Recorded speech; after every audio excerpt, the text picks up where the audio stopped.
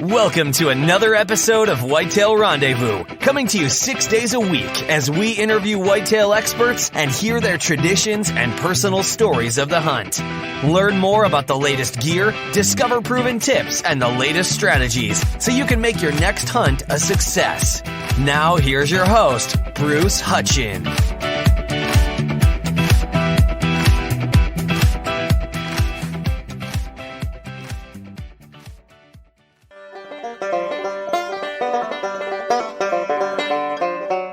Welcome to another episode of Whitetail Rendezvous. We visit with my friend Christopher Ames, and TJ, as I call him, is out of Calgary, Alberta, or near there, and he lives close to the Canadian Rockies. And today we're going to talk about prepping for the 2019 hunting season. TJ, welcome to the show.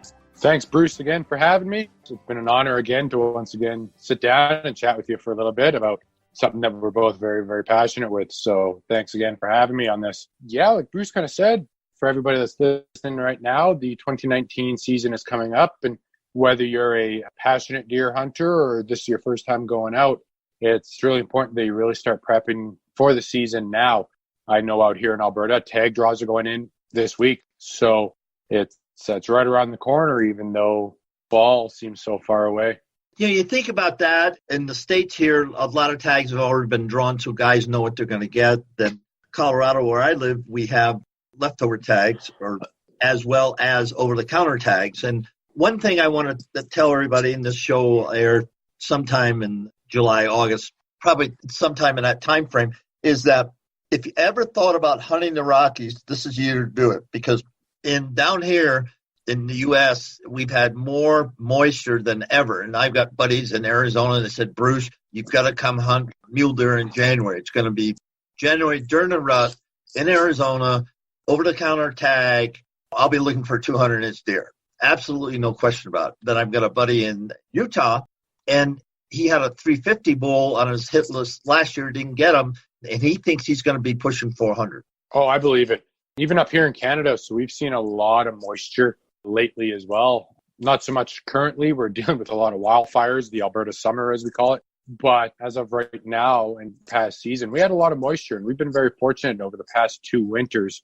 They've been very wet and very heavy snowfalls. So we've seen a lot of these big boomer bucks that are starting to come out, and even freezer fillers that aren't quite maybe wall hangers or big does that are coming out as well. So now, like you said, it is the time to get out, and it is the time to experience the mountains and hopefully fill your tags. What's your advice to folks that's saying, okay, I'm going to get a cow tag for elk or a bull tag or whatever I can get? How do these deer hunters that are listening to the show, what do they need to do to get into the mountains? The first thing when it comes to it is elk hunting. It is extremely physical. So anytime that you start looking at animals such as an elk, if you start looking at doing cross-range shooting when you're looking at bighorn sheep or mountain goats or something like that, the thing you got to factor in is to start getting in shape now. Anytime you start looking at elevation gains, whether it is a mountain or a hillier area, your legs not only have to be prepared to pull you into that situation, but pull the animal that you harvest out of that situation. So I would highly recommend starting, for me, when I start getting ready for elk or sheep season, is I'll go to the gym and I'll go on a stair climber, and I will just crank that thing up and throw my 40-pound or a 40-liter bag on and fill that thing up with weights and just start walking and just do a treadmill at a high incline, do the stair climber at a deep incline. That not only will help out with your core stability, which you definitely need when you're going into a rockier terrain or an elevated terrain, but it'll also help with your muscular endurance. It'll help with your leg strength. It'll help really prepare you not only to be in the area and in the zone, but also after you take the animal as well. So fitness is the outdoorsman's number one weapon. And it doesn't matter if you fish, if you hunt, if you camp, if you hike. Everybody needs a good level of fitness to go out, experience your own backyard or somebody else's backyard. So definitely look at getting in shape now.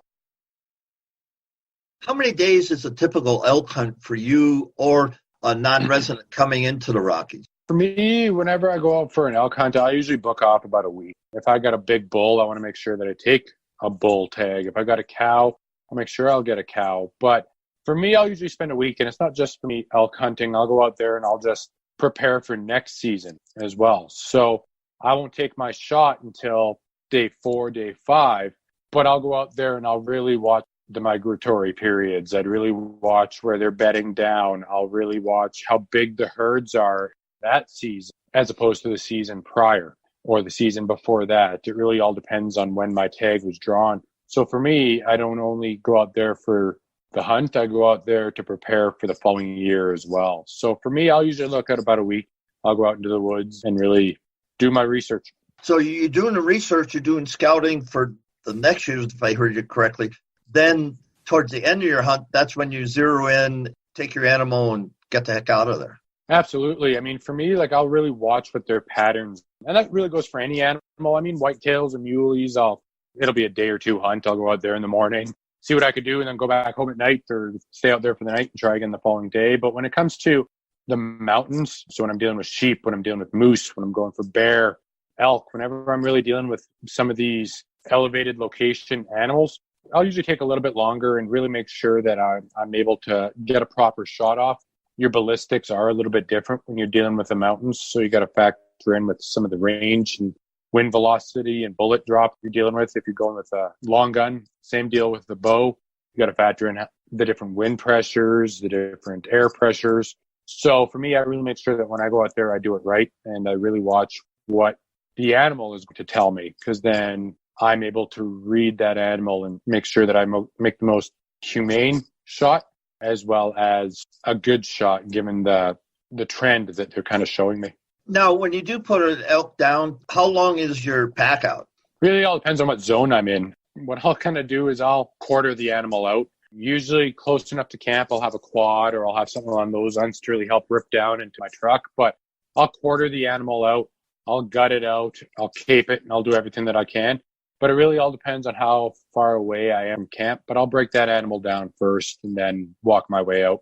Is that an average of a mile, 5 miles? Again, it really all depends on the zone. I mean, in Alberta, we kind of got elk everywhere. So we've had elk in the plains. We've had elk in the Rockies. So on average, we'll say between a mile to 3 mile.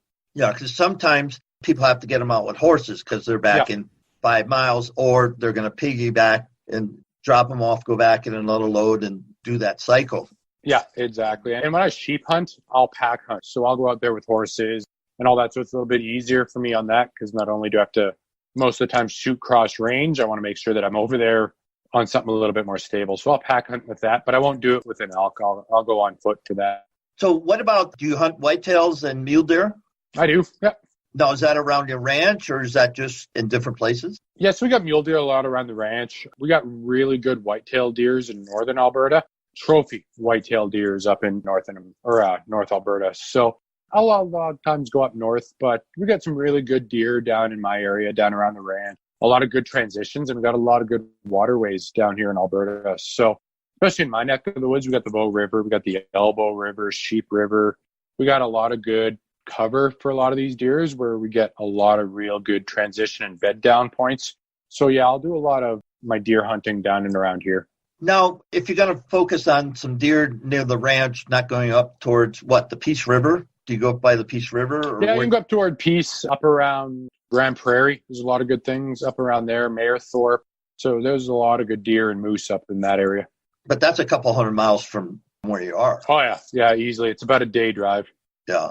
Let's go back to building your hit list. So you're going to hunt locally and you're going to target a couple of bucks. How do you do that?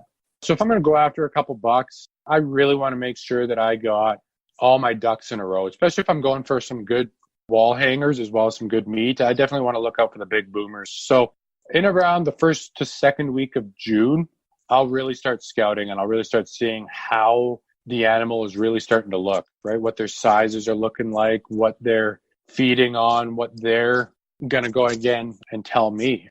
From there, I'll definitely see if I could find a lot of scrape. I'll see if I can find any bed down zones. I'll see if I could find an abundance of does in the area, because where there's does, there'll be bucks. So I definitely try and go out there and kind of study the landscape. And I do that a lot. I kind of kill two birds with one stone. So a lot of the times I'll do that on my way into a fishing hole, or when I'm sitting there spinning or fly fishing, I try and go off grid as much as I can. I don't like to do a whole lot of urban fishing. So I'll try and just kind of disappear, and I'll just kind of watch and listen and hear or see and hear anything the wild is going to tell me. So all of us deer hunters or anybody that has gone out there knows that a twig breaking could either be that record buck that you were looking for. It could be some stupid squirrel that's going to scurry across the trees. So I definitely just kind of become one with the environment, see what they're telling me and see what the signs are. But I definitely really start scouting and preparing for the fall, starting here within the next week or two. Now, where you are, I know there's a lot of agricultural. So do you put in food plots as well as having the big fields? Yeah, up at the ranch, we put down actually a feed plot. So we do a lot of grain, we do a lot of corn set out in there just for the specifics of bringing in deer. Now, for us, it's around the ranch, it's a lot of mule deer, but we got to be careful with our predation on that because we got a lot of cougars in the area too, ton of wolves, a lot of coyotes. So we kind of vary our food plot. So every second year, every third year, we'll put in a food plot, just kind of keep the deer coming back. It's not a routine thing because we have cattle out there. So the last thing we really want to do is pull in a lot more predators when we don't need to. That's an interesting thing. I didn't really think about that. Yeah, that's where the family makes its money on that end. So we don't want to say goodbye to a lot of our blue chip bulls, or essentially it's a cattle farm. It's not a dairy farm. So we don't want to lose meat to a predator as opposed to meat that could be on your table or my table or anybody else's table. Well, could put gas or diesel in the trucks too. Absolutely. You got it. If I don't have something to fire up the old Dodge, I can't get to where I want to be. So absolutely. So do you hunt off the ground when you're hunting whitetails? If I'm bow hunting, I definitely go up into a blind. I find it's a lot easier. And that goes for almost anything, really. So whether it's whitetails, whether it's mule, even bear, a lot of the times I'll go up in a tree blind. I could do the spot and stalk, but it's not one of my fortes, we could say. So for me, I'll do ground blinds for any birds. I'll do a ground blind for the odd time. I'll do ground blind for sheep or elk or something along those lines. Pretty rare I'll do ground blind for any deer. A lot of the times I'll go up in, especially if I'm bow hunting, up in a tree stand. But if I'm pulling out my long guns, then for me, I'll range them in and I'll spot and stalk on that. But if I'm grabbing my bow, then yeah, I'll be up in it for sure. Do you have ladder stands or hang-ons? I have hang-on. I had the ladder stands, but for me, I just find the hang-on, just for me personally, I find that it worked for me and kind of my rigging when I get up there than something else. So, what kind of broadheads do you shoot? Actually, do I have them down here? I kind of vary on that, right? I'm not really a brand whore by any stretch. And again, it really all depends on what I'm shooting. So for this season, I ended up grabbing some Beeman carbon arrows, 400 grain. So for me, I'm really going to be looking forward to shooting these. Thinking I'm going to, with what I'm going out on, I think 120 on that. And I think I'm going to make it maybe a 520 grain arrow. But again, it's kind of up in the air. I kind of see what the environment is like, where I'm going to be shooting, where I get tags, because obviously the heavier the arrow, you got to factor that in. The lighter the arrow, you got to factor that in. So for me, it kind of all depends on where I'm going and what I'm shooting. And I'll just kind of fly by night. I'm kind of screwy in that regard. I'll do a whole ton of research up until kind of the week before, and then I kind of go, yeah, that looks like that might work, and go up there and give it a go. But I've been doing this for so long, it's just one of those I've been fortunate enough to kind of be able to pick a few of the go-tos. And it's the same thing with fishing. It's the same thing with anything. I'll do a whole bunch of research and get everything ready, and then I'll go out there, and my plan going in might be completely different given on the conditions, or we might have a big snowfall or a windstorm where you got to shoot something a little bit heavier. So for me, I don't really make those decisions on what I'm shooting until I get out there. How hard is it for residents to hunt Canada for deer? For residents? Yeah. Non-residents, yeah. So non-residents, as long as you're kind of with a resident, in Alberta specifically I'll talk to, as long as you're with a non-resident, you do have to submit a non-resident tag. And it has to be for like a 3-day, 1-day, or 7-day. So you can submit for that, but as long as you're with a resident, and it doesn't specifically have to be a guide, but as long as you're with somebody who is a local and who has tags as well as a hunter card. So in Alberta, for us to draw tags, there's a couple different things. So Alberta, we have to take a hunter education course, as well as we have to have a WIN card or a wildlife identification. And we need both of those to be able to submit for tags. So for non-residents, if they want to come up to Alberta, and I welcome anybody who's interested in coming up and hunting Alberta and seeing what it's all about. I know Cam Haynes right now is in northern Alberta doing a bear hunt. Him and Joe Rogan come down every single year, every spring, and they'll go up, same spot, they'll do bear hunts. So I definitely welcome anybody who wants to come up to Alberta and do a hunt to get in touch with me. And I'd be more than happy to help you out and guide you along. It doesn't have to be with me, but I could point you in the right directions to the right guides. But overall, as long as you're with somebody who is a resident, who has a WIN, and who has an AHIA hunter education card, you could submit for your tags as a non-resident.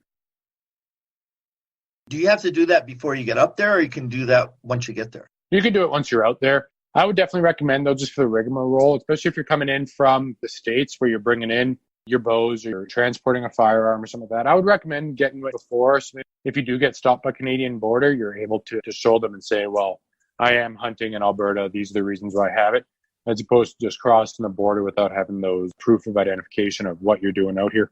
That's a good point. Yeah.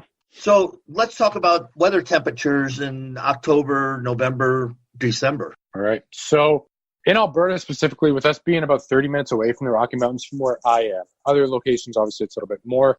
Alberta is a wonderful climate in the fact that we have a desert and badlands on one side with prairies, and then we have the Rocky Mountains that kind of sandwich it over on the other end. So it kind of does vary as to where you're at. But for myself specifically, where I am, October, it starts to get a little bit of the nip in the air. We start seeing temperatures dip around 32 Fahrenheit, so 0 in Celsius. We definitely start seeing the temperatures start to change. We don't see a whole lot of snowfall occur until about mid-December. Once January hits, that's where we get a lot of this. The difference in Alberta, though, is with us being the province beside British Columbia, we get a thing called Chinooks. And what that is it's the warm coastal winds coming off the coast of British Columbia starting to hit the cold winds of the Rocky Mountains and the frozen tundra that is Alberta. The cold winds actually makes way for a lot of the hot winds. So even in Alberta, it could be February, and we're still seeing temperatures and sun up in the 20 to 25 degrees Celsius mark. And it could be smack dab in the middle. So those temperatures usually last. We get probably about one a month where the pressure changes. All the snow melts. A lot of the green starts to come out. And the pressures change dramatically just because you are dealing with a hot front from the coast and then the cold front from the north. So Alberta's kind of a weird environment when it comes to that. But we're also extremely fortunate that we are able to have a lot of the boreal forest sort of up in our area. So we still get a lot of the green space. We still get a lot of animal activity just because the season and the snow doesn't start to fall until a little bit later. Yeah, that's a little bit different. I know the Chinooks.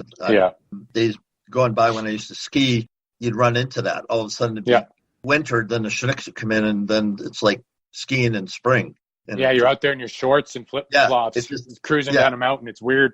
It's just really strange, but I digress. But anyway, so we looked at physical fitness. Let's talk about the mental attitude just of hunting and what you really have to take on the mountains, because the mountains beat you down every day, physicality of it. Then you get the mental aspect of not seeing that elk. You know they're there, or you wouldn't be hunting there. So let's talk about that.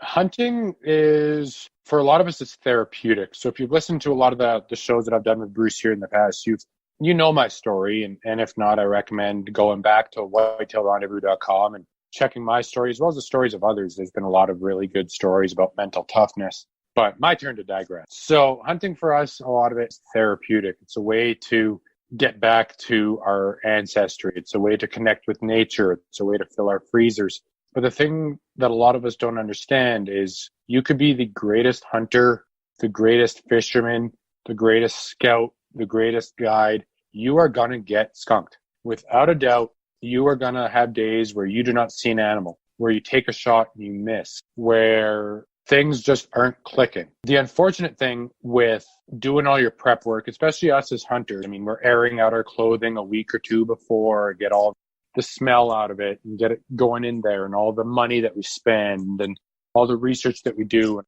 everything that we do to go out there, and to be eating tag soup at the end of it is incredibly disheartening. But the nice thing with hunting is it's not always the animal that you're going to be chasing. Hunting is a brotherhood. Hunting is a family. Whether you go out there hunting by yourself or your dad or a brother or a best friend, or you have a bunch of friends that all get together once a year, every year, same spot and hit deer camp. Hunting is a sense of family. Hunting is a sense of camaraderie. It's not always going to be about the animal that you take. It's not always going to be about the new mount that you're going to have done. It's about the experience. And with every time that you miss, every time that you do not see an animal, that's an opportunity to learn from it and to grow.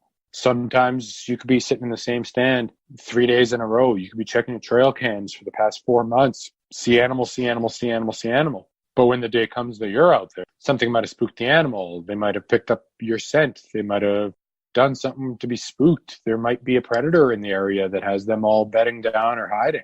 You're not always going to win against the wild. And that's not just in the pursuit of meat. That's also in the pursuit of self. There's a lot of times that the mountains will whoop you. The prairies will beat you. The water, even if you're going fishing. I can't tell you the amount of times I've gone out there and I've been all excited. I've got a new rod and reel. I'm ready to go. You see all the advertisements saying guaranteed to catch fish or guaranteed to, Pope and Young, new record holders, all this.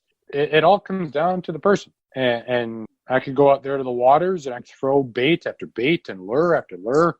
Nothing hits. It doesn't mean that the animals aren't there. It just means I might be doing something wrong. I'm doing the wrong presentation. It's so much, but it's an opportunity to embrace the experience and chase the feeling of self-reliance, chase the camaraderie, chase the pride that comes with being a steward of the outdoors and understanding that you're going to lose.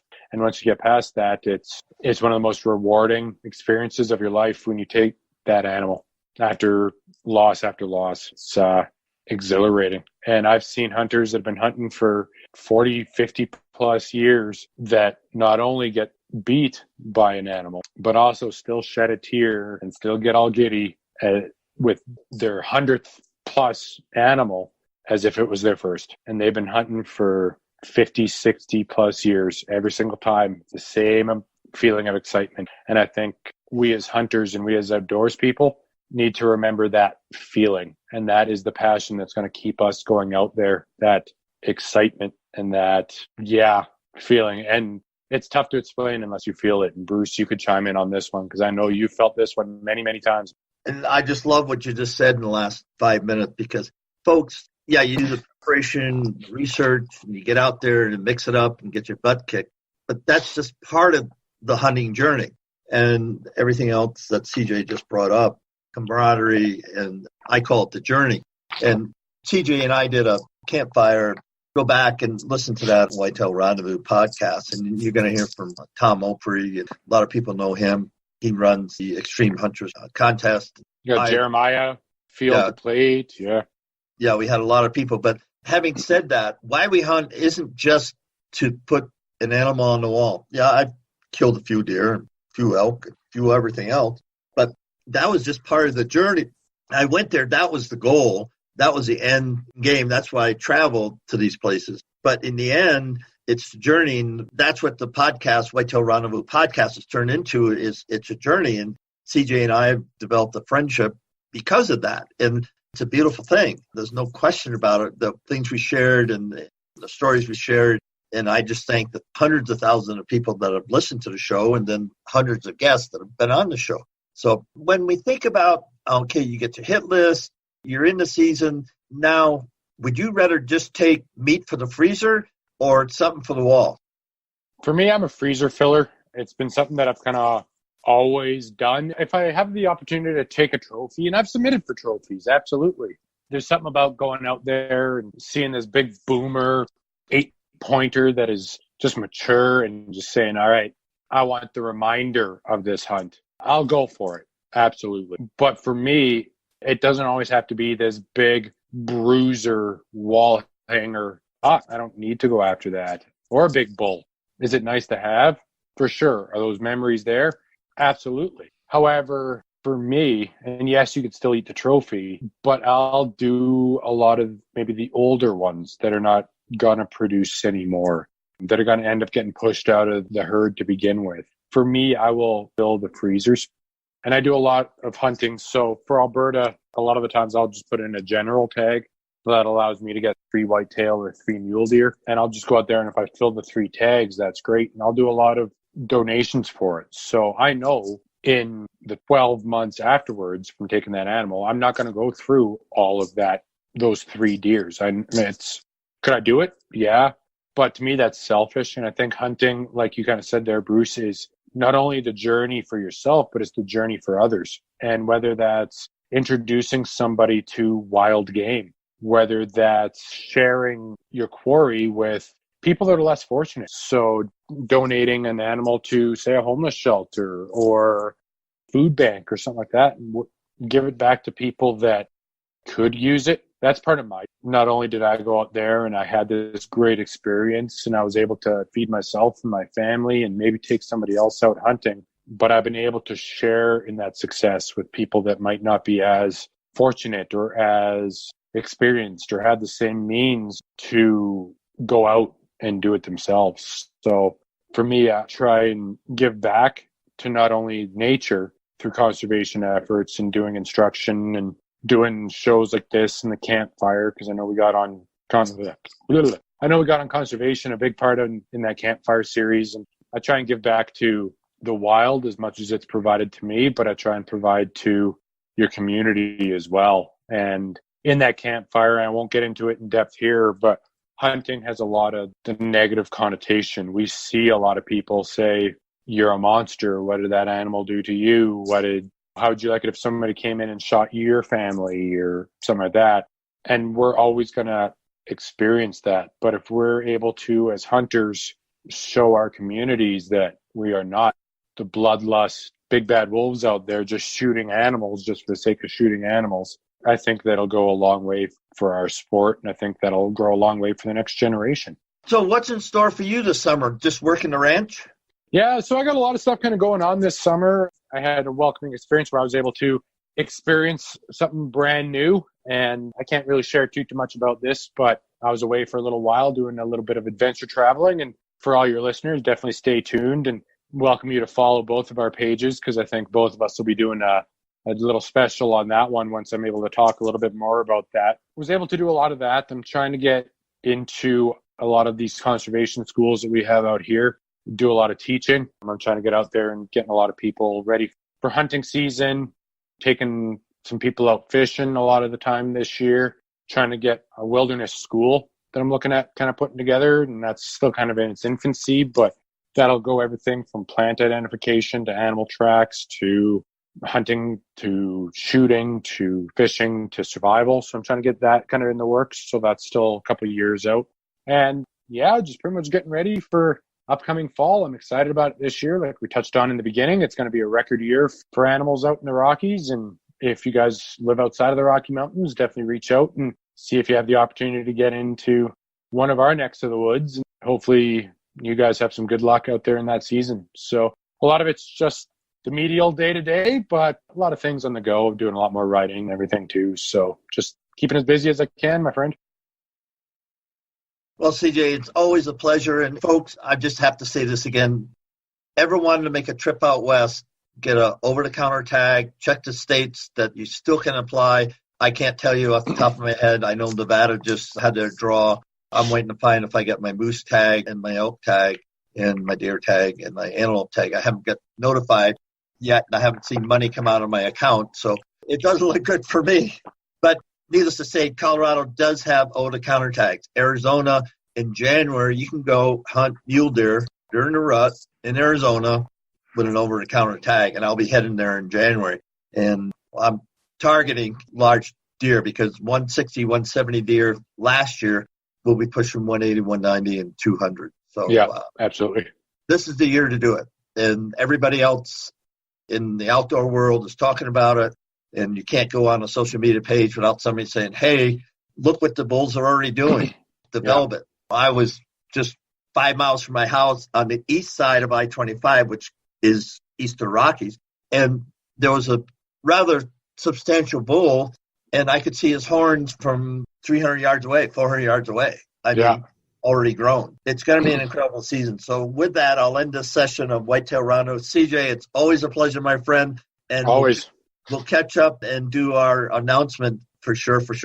Absolutely, my friend. Thanks again for having me. And I just kind of want to touch on, I'm planning on doing a canoe trip in Wyoming beginning of August. So if any of your listeners are out there and you guys want to meet up, or Bruce or yourself, I'll be down in Wyoming for probably about 4 or 5 days beginning of August. So shoot me a message. Or I haven't quite decided that part quite yet, but I think I'm going to pack out canoe trips. So I'm trying to get a couple buddies out there to do a 4-day canoe with me. But if you're interested, shoot me a message. Yeah, get a hold of my friend Cody Ewing in Alta, Wyoming. Okay. Go on Instagram, Cody Ewing, and just tell him you're a buddy of mine. Absolutely. I will do that for sure. Yeah, I won't do canoe trips, but I'll do raft trips. Yeah, we're looking at doing one of those. We're thinking in October as well. So if that's the case, I'll let you know there, Bruce, and if we do a bit of a whitetail rendezvous meetup down there. And that would be good. Yeah, what we can do. All right. Talk to you soon, bro. You bet, my man. Bye now. Thanks for joining us. Be sure to tune in tomorrow for another episode of Whitetail Rendezvous, where you can listen and learn from the experts so you can be more successful on your next hunt. Until next time, listen, learn, and succeed.